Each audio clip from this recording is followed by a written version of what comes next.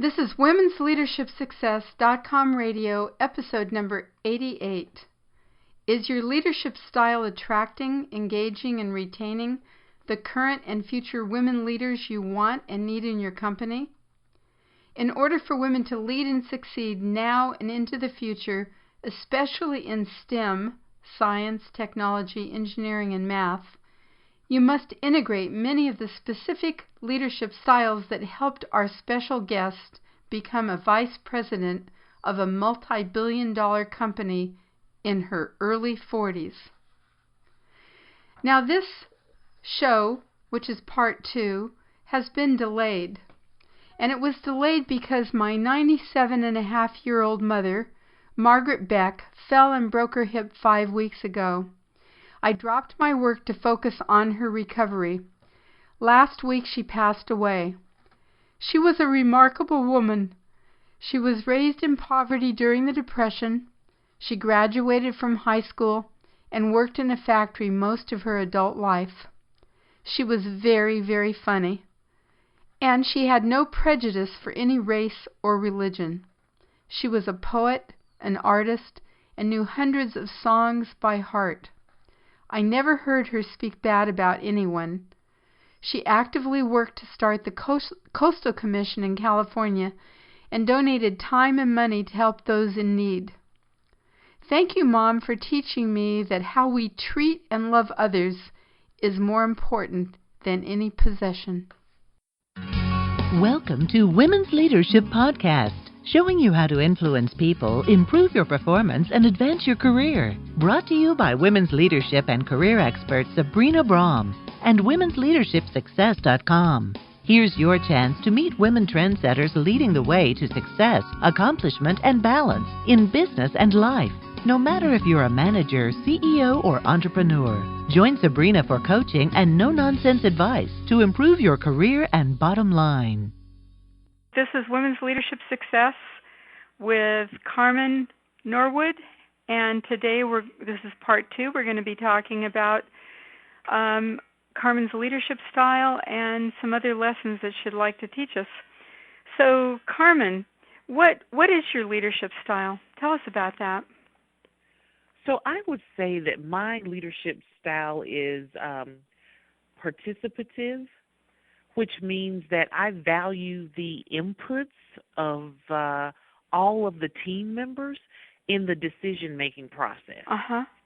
And that's very important to me because as, leading a team, it's important in a lot of instances from the team and also get a diversity of inputs into, the strategy, into the vision where we're moving forward, because having their buy-in, I think, is critical. And as a leader, sometimes I have to make certain decisions, and I don't have a problem making, unilateral decisions, but for the most part, I like to bring my team in and have them a part of the decision-making process. How do you make it safe if somebody, let's say, have a very different opinion than the rest of the group? Is there safety to speak out and say, well, I totally disagree with that? How do you do that? I tell you, I have been a part of teams where it wasn't safe, and I have been part of teams where it is safe, and as a environment, and it promotes innovation, right, where people can bring thoughts to the table. I think a safe environment is really built and developed over time when people are able to build trust as well as work in an environment where relationships are built and people feel comfortable expressing themselves. So one of the things that I have been working towards, I'm leading a new team, is working to build an environment where people feel comfortable through trust. And that only comes when they can see my commitment, by doing the things that I said that I was going to do, by valuing their opinions and things of that sort. And so, I'm building a safe environment right now with the team. I see. Yeah, that makes a lot of sense. And it kind of fits into the next question, which is about employee engagement. There's research out now that says only 30% of people in companies are engaged. And tell us what your opinion is about that and what you do to help that. I'll tell you a quick story. When I joined Lockheed Martin, it was in Fort Worth, Texas. And my assignment was as an individual contributor doing systems design, sitting in a cubicle in a satellite building. And I was away from the large population of employees. I could see them across the parking lot, but I wasn't with them. So I was sitting at my desk one day thinking, how in the world am I going to get connected to to this workforce? I'm in this building. I'm away from everything. How am I going to get connected? And so from an employee engagement perspective, it is so important for leaders to have that in the forefront because, as I mentioned during a previous answer, is that the employees are the greatest asset. And if you have employees that are not connected, you're not getting, I don't believe, 100% out of that employee. And so I value employee engagement. I value one-on-one employee engagement as well as engaging with employees on a mass level through all hands meetings, town hall meetings. I always do walkabouts where I walk from desk to desk, just sitting down, talking to employees, getting an understanding of what, the start, stops, and continues, what's working well, and that kind of thing. So again, building an environment, an inclusive environment, and an environment where people feel free to talk. It's is that people in management are thinking almost robotically or mechanistically, like we've got to with these numbers, we've got to make this work better, but they're not trying to get people enrolled in what's going on. It's more like command thing, and I'm just wondering, why don't more senior management people work harder to engage their employees? What's the misperception that they have that keeps them from doing that? Well, sometimes I think that it's not necessarily deliberate, but when we think about corporate America, what really drives corporate America is making money. And how do you make money? It's delivering some value, some product to a customer. And I think a lot of times as leaders, we focus on the bottom line, making money, and things of that sort, and not necessarily are the people that make it happen. Okay, you broke up right there for a second. So you said that they focus on making money, and then it broke up. So could you repeat that part? Yeah, so we focus on making money, delivering products, but we don't necessarily focus on the engine, and I'm going to call the people the engine that enable us to make the money, to deliver the product. And I don't think leaders deliberately do it, but it's just something that drives us. Making the money drives leaders. Right, and using your analogy, we need to oil the engine. That's right, exactly. And one thing that I really love about working here at Lockheed Martin is one of the little slogans that we always use is that our greatest asset is the people that build the product. And so we want to make sure that from an employee engagement perspective, they have a safe environment to work in. And safe environment is, means a lot, not just, minus hazardous type things, but an environment where they feel free to talk, to be innovative, to bring their ideas to the table. And so from the CEO down, I think that message flows. And so the expectation is that all of our leaders are engaging with the employees. Wow, that's really beautiful. Just today I was at a staff meeting. I was sitting in for my boss, who's the general manager here at the site, and I led a discussion with his staff on engagement, because it is one of our imperatives this year. Our commitments this year is to have a real focus on engagement, to make sure that we're doing enough to connect all of our employees to the company. Mhm. Wow. And we could spend another hour just on this subject. So but I'm going to go ahead and move on here. Okay. A leader's vision is vital to a company's success, and that's correct, right? Absolutely. And what is your vision of success in your division?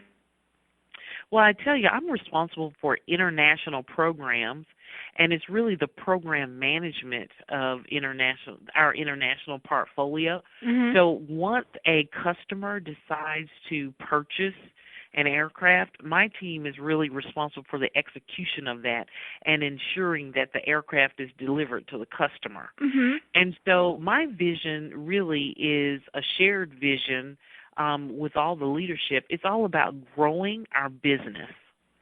So we want to grow the business. We want to tap into markets that we haven't historically been able to tap into, mm-hmm. and really grow the business and to continue to make our C-130 product a viable product to our international customers. Mm-hmm. And you talked in the last interview. You talked about you had a vision of being a vice president, and how that really propelled you forward, and now you have a very strong vision for your company. That's right. So, and that really influences everything you're doing with your employees, Absolutely. with your customers. Absolutely. And let me just add one thing to that. It's not enough for a leader to have a vision. The employees have to also be aligned with that vision. How do you make that happen? Is because what I hear happening so much, Karmyn, is leaders will say, "This is our vision," and everybody's kind of yawning and going, "Oh yeah," So how do you get that alignment? Well, I tell you, people say a leader to be able to clearly articulate, if I say, okay, I want to increase my sales by, $50 billion this year, I need to be able to articulate to the person on the floor building the aircraft how what they do will contribute to that $50 billion increase in sales, how that engineer that's designing that widget, how they fit into that overall vision. And so, I look at that as being an art, really, to be able to effectively communicate that to employees. Mm-hmm. And we don't do it enough. We don't, as leaders, we really don't do it enough. And when you talk about employee engagement, that is a way to engage with employees, when an employee can understand how they fit into the big picture. Right, because we really all want to be making a contribution, most of us. And so that really helps if we know how we're doing that.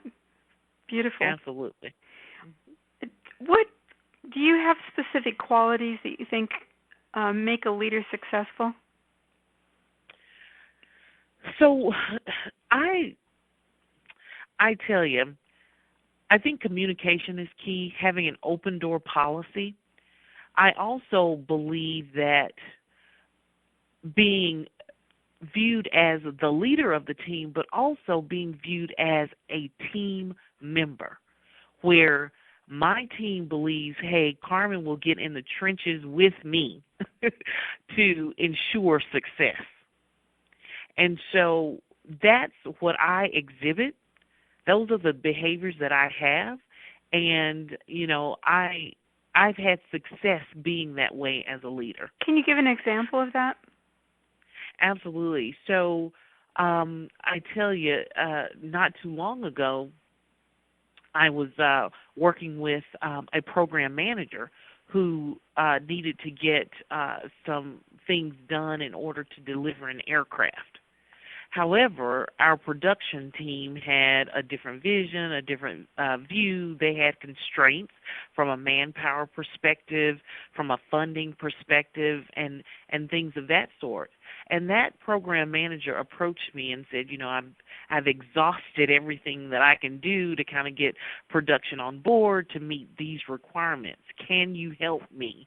And I was able to, through my relationship building, to, meet with the vice president over production and work out a plan to ensure that we had support for that aircraft delivery for the customer. Mm-hmm. And so just those experiences that an employee has with me as a leader builds trust. They see my dedication, my commitment, and my willingness to jump right in there with them in order to solve problems. Beautiful. It seems like, especially in engineering, how can a company attract women, skilled, highly qualified women to work for their companies, and how can the company help those women advance? Well, I tell you, a company has to have a welcoming environment for women. And I say that because when I think about, working in the defense industry, my corporation really mirrors what our customers' organization looks like. So if you think about our customer being a military customer, you have mostly men. And so that's really what you see in my company as well. And we have done a lot to ensure that we have an environment where women feel that they have a seat at the table, they have a voice at the table, because when you go into any environment, and I don't care who you are, but if you go into any environment and you are the only female or the only African American or the only whatever, it's an uncomfortable situation and could be a little intimidating. And so we have learned all different types of leadership techniques where we facilitate meetings and engage such that everyone has a voice and they are given an opportunity to speak and their opinions are valued. And it's very critical for the environment in which we work in because it is so male-dominated. And not only that, just the environment, for mothers, expecting mothers, new mothers, we have places where women can go if they're breastfeeding, to, pump and store their milk for their newborn children. And so we're doing things to make sure that we have an environment that's accommodating for women no matter what stage of life you are in. And a lot of times it's those leadership behaviors that have to change to be more accepting of women or, people who don't necessarily look like the organizational, makeup that we have right now. Got it. To end up today, I want to ask you about STEM. Now, it's science, technology, engineering, and mathematics. And tell what is STEM and how are you involved with that? So STEM is all about getting kids as early as K through 12 interested in science, technology, engineering, and mathematics. A large percentage of the jobs, the companies, are technology companies, technology jobs. And if we don't invest in building STEM talent, then we won't have a pool of, individuals who could take on those jobs. And so from a business imperative perspective, we invest quite a bit of money, time, effort in ensuring that we create STEM development programs in various educational arenas. We do a lot on the college level. We do a lot in K through 12 to start building STEM talent so that they can take on one of the 50,000 engineering and scientist jobs that we have at the Lockheed Martin Corporation. So what percentage of young women are being exposed to this type of program, do you think? So I don't know the exact number, but I tell you, we engage with several organizations that really focus only on girls in STEM. Uh-huh. There's an organization that's called Cool Girls. There's an organization called Girls in STEM. There's many organizations. There's one that we do quite a bit of work with. It's called Girls Inc. And it's all about saying, hey, young women, take a look at these women who have excelled in STEM careers. These are the types of jobs they're doing. And, hey, they're here to volunteer and help you with science experiments or things of that sort. So we engage quite heavily with organizations that focus on girls in STEM to show them the possibilities of what they can become, because I think in a lot of instances that's what we're not doing as a society, is really showing girls what they could become in the areas of STEM. I heard that you had a bunch of girls to your facility about 6 months ago. You had yes, we did. And can you share who came and what you did with the girls? So we had about 30 to 40 girls from our local community to come to Lockheed Martin to tour the facility, and also take a look at the movie Hidden Figures, and then reconvene after the movie and kind of talk about what they saw and in the movie and any questions that they may have and things of that sort. I don't know if you know, but a part of that movie was actually filmed right here at our facility in Marietta at the wind tunnel. No, I did not know that.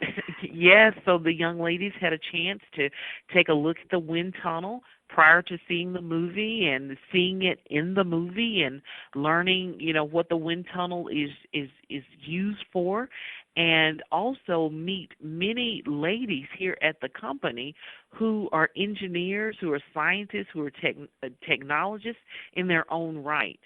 I had an opportunity to kind of kick the session off, and I talked to them about the fact, I am 6 feet tall.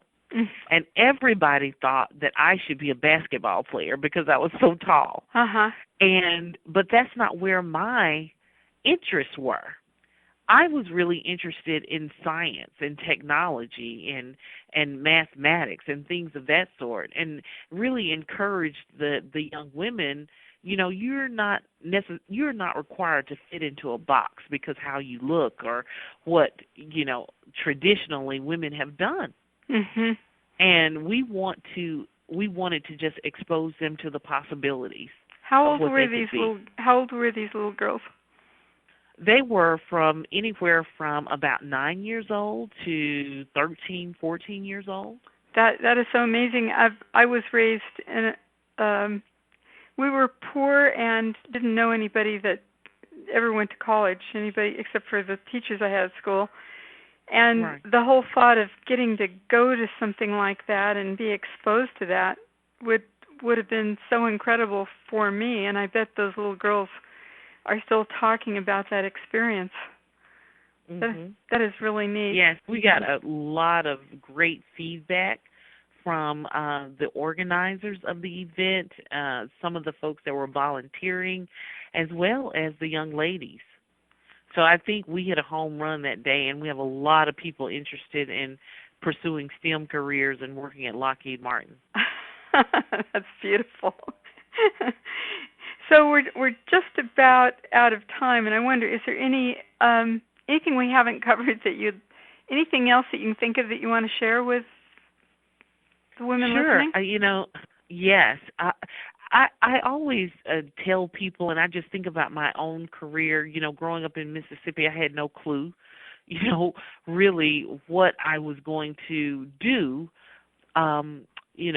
but I knew that I wanted to do something great and progress in my career.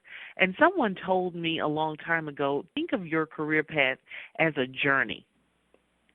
Think of it as a journey that you don't necessarily have to rush through, but learn along the way and use all experiences as building blocks so that you can get to that ultimate goal of being the CEO, the vice president, the executive vice president.